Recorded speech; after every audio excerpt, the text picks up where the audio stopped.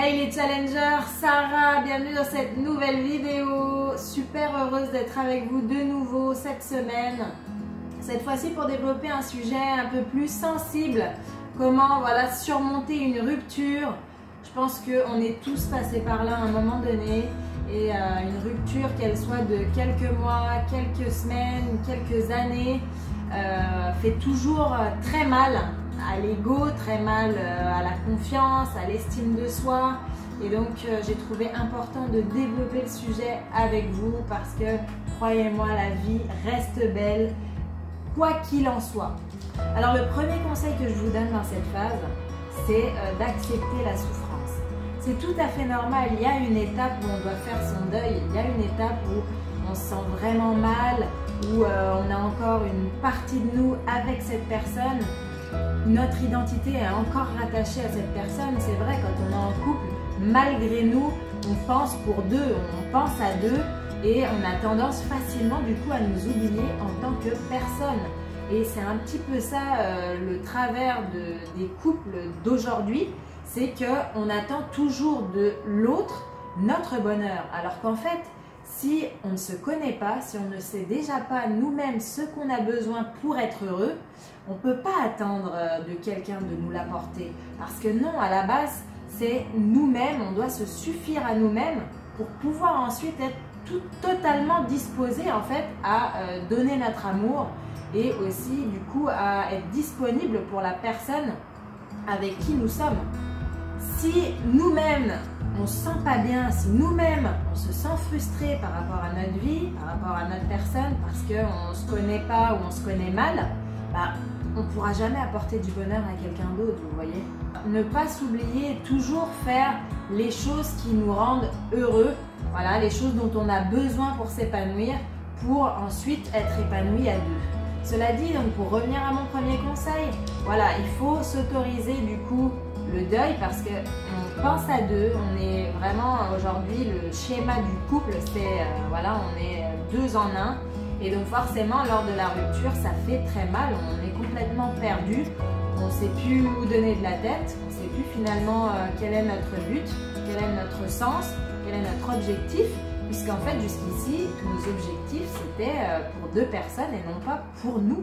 Évidemment il y a une différence entre une personne qui s'autorise justement à pleurer, à extérioriser pour justement à retrouver une certaine énergie et arriver à faire son deuil et arriver à comprendre que oui c'est fini, et une personne qui se laisse aller dans une dépression réelle pendant des mois voire des années, parce qu'en fait finalement se laisser aller dans une dépression et dans une phase justement de pleurs et de souffrance longtemps comme ça sur le long terme, c'est rester attaché finalement à notre passé, c'est rester attaché à cette personne, rester attaché à l'idée de ce qu'elle nous apportait. Alors que finalement, le conseil de faire son deuil, s'autoriser à souffrir, pleurer, être mal pendant un petit moment, c'est pour mieux se relever, c'est pour passer à autre chose. Donc voilà, surtout, ne vous en voulez pas, c'est normal, pleurez un bon coup, extériorisez un bon coup et ça vous aidera à vous relever. Le deuxième conseil, c'est d'analyser vraiment ce qui s'est passé. Voilà, pour arriver à faire réellement le deuil, il faut aussi arriver à comprendre ce qui n'allait pas aussi bien vous dans votre comportement que dans le comportement de la personne avec qui vous étiez et donc dans le couple en lui-même. Qu'est-ce qui n'allait pas? S'il y a une rupture, c'est qu'il manquait quelque chose. Il manquait quelque chose aussi bien de votre côté que du côté de la personne avec qui vous étiez. C'est jamais la faute plus d'une personne que de l'autre dans une rupture. Donc voilà, faites vraiment ce travail d'analyse pour justement pouvoir repartir sur quelque chose de mieux dans le futur, aussi bien pour vous, votre vie, que dans votre future vie sentimentale tout simplement. Faites bien ce travail, prenez une feuille, marquez ce qui pour vous allait, de ce qui pour vous n'allait pas dans la relation, vous n'allez plus. Marquez ce que vous, vous auriez pu faire, marquez ce que il ou elle aurait pu faire. Et comme ça, vous aurez déjà une vue un petit peu plus objective, un petit peu plus d'ensemble sur ce qui s'est passé et comment était vraiment la relation. En fonction de ça, vous arriverez soit à des regrets, c'est-à-dire que vous allez vous rendre compte de choses et vous dire mince, j'aurais peut-être dû faire ça, mince, c'est vrai que là j'ai vraiment merdé, mince, je sens qu'il y a encore quelque chose, je sens qu'il faut encore que je me batte, je sens que c'est une question juste d'ajustement. Et avant ça, faites bien les étapes, faites bien les choses step by step. Il ne faut pas griller les étapes, sinon vous allez retomber dans la même dynamique, vous allez retomber et refaire les mêmes erreurs. Et donc ça va mener de nouveau à une rupture. L'idée, c'est vraiment de mettre le passé derrière pour pouvoir recréer une nouvelle dynamique, pour recréer une nouvelle relation. C'est pas juste se remettre avec une personne pour se remettre avec une personne parce qu'on souffre, parce qu'on est perdu, parce qu'on a perdu notre identité et que du coup cette personne représente un petit peu le sens de notre vie et notre identité. Attention de ne pas se perdre là-dedans. C'est pour ça qu'il faut vraiment faire l'analyse et voir si la reconquête en effet a lieu d'être ou non.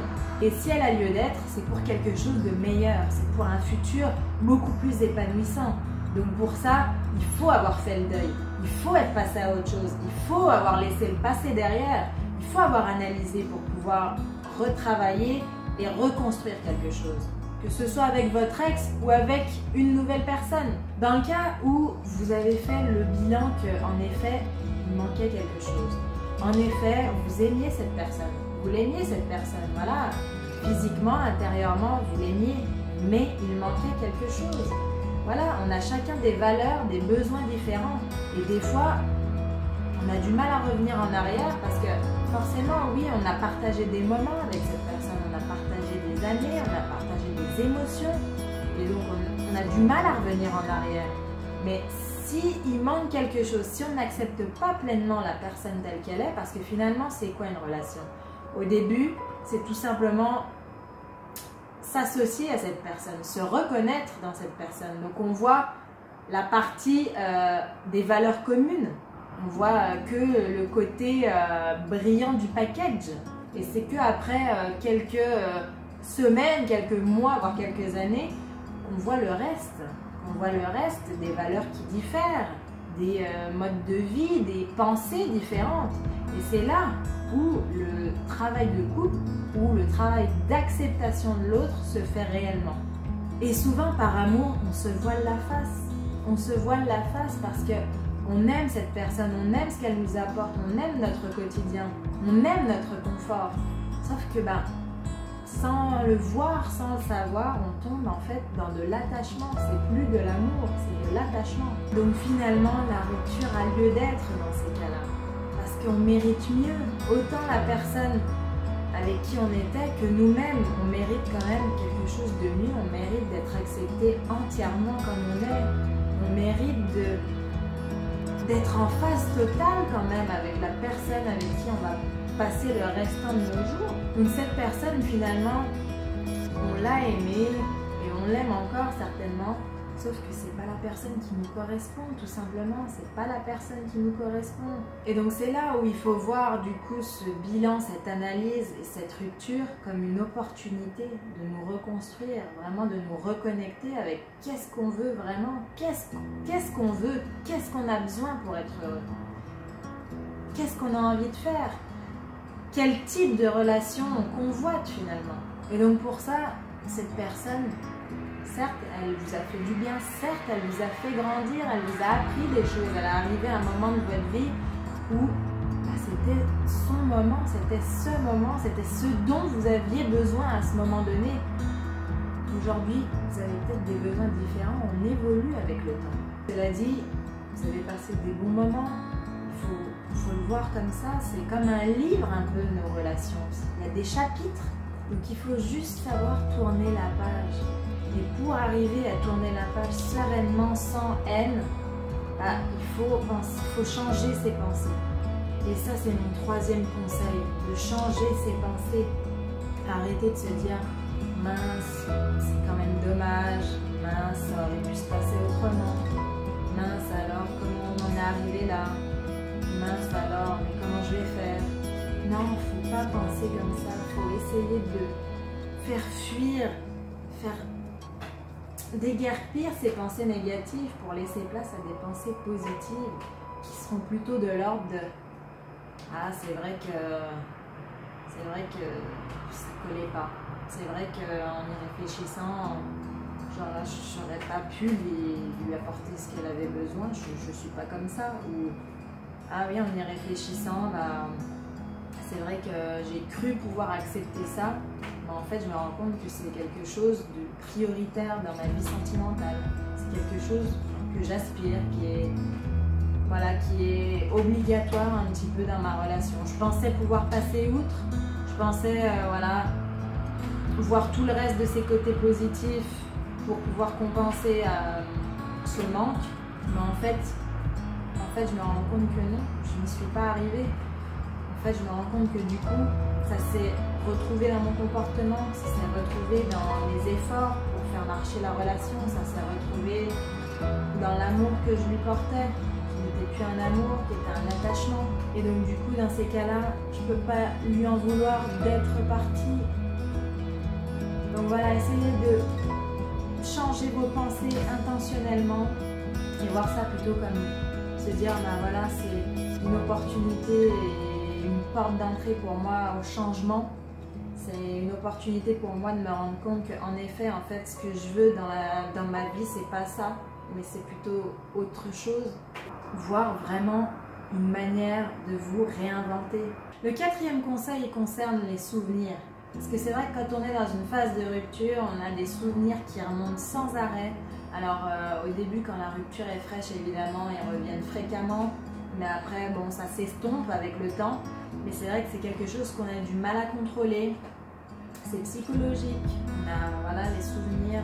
Et le problème, c'est que c'est souvent les souvenirs positifs qui reviennent tout le temps parce qu'on est en fait dans une position de regret automatique. En fait, si vous voulez.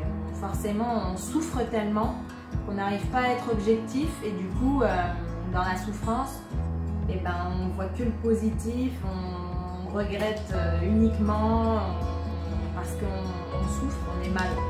Alors qu'en soi, si on fait le bilan, comme je vous l'ai dit lors de mon deuxième conseil, il y avait des raisons que ça s'arrête. Et du coup, il faut passer à autre chose et il faut éviter de laisser place à ces souvenirs positifs qui reviennent toujours à votre tête. Pour ça, personnellement, lors de ma dernière rupture, c'est ce qui m'a fait le plus souffrir, ces souvenirs qui revenaient sans arrêt dans ma tête, dans des moments de fatigue physique, dans des moments de solitude. Évidemment, quand vous êtes occupé, ça va beaucoup mieux puisque il n'y a pas trop le temps, on n'a pas le temps de penser, on est sollicité.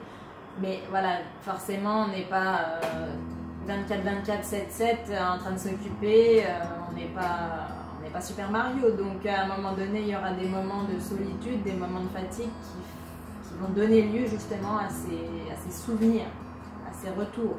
Et là, à ce moment-là, moi ce que j'ai fait, c'est qu'en fait, je me suis écrit sur une feuille, tout simplement, tout ce qui ne me convenait pas en fait. Et tous les souvenirs négatifs, en fait, tous les souvenirs négatifs de la relation, tous les moments où je m'étais fait des réflexions, où je n'avais pas compris, où ça ne me plaisait pas, ou que ça ne me convenait pas, ou la manière dont la personne se comportait, qui ne me plaisait pas. Enfin, je m'étais marqué tout ça sur une feuille pour pouvoir, du coup, dès que ça me revenait, dès que les souvenirs positifs me revenaient, je prenais cette feuille et je lisais.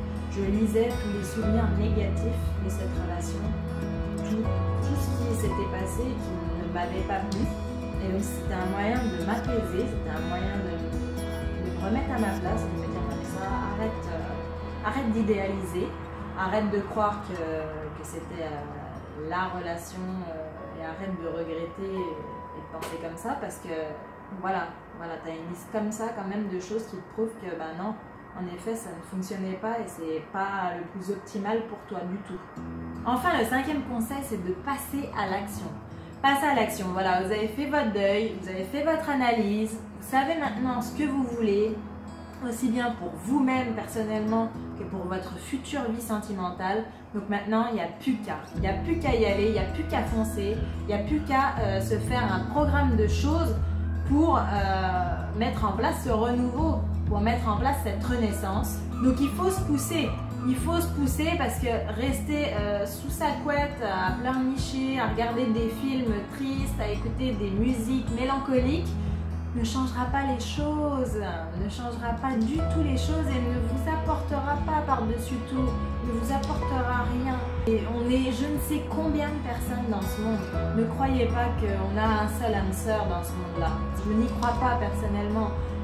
Il y a beaucoup de personnes qui sont bien et il y a beaucoup de personnes qui peuvent nous correspondre. Croyez-moi, arrêtez de croire que cette personne c'était l'amour de votre vie parce que vous souffrez. Parce que vous en aurez d'autres des amours. Et encore, ce sera mieux. Croyez-moi, c'est pour du mieux encore. Parce que vous aurez appris et vous saurez beaucoup mieux analyser, beaucoup mieux ce dont vous avez besoin. Donc passez à l'action, sortez, changez de coupe, changez de look, sortez, faites des meetings d'expatriés, sortez en boîte avec vos amis, vos copines, lancez-vous sur un nouveau projet, voyagez. Il y a plein de choses à faire dans ce vaste monde, il y a tellement de choses à faire. Concentrez-vous sur vous, prenez ce temps de faire ce que vous avez envie, de faire ce dont vous avez besoin, d'expériencer ce que vous voulez expérimenter. Ne vous ruez pas à la recherche d'une nouvelle relation pour combler votre vide ou pour combler votre souffrance. Prenez ça plutôt pour voir justement, pour profiter de cette liberté finalement, cette liberté de faire ce que vous voulez quand vous voulez, de ne devoir rien à personne. Profitez de cette liberté.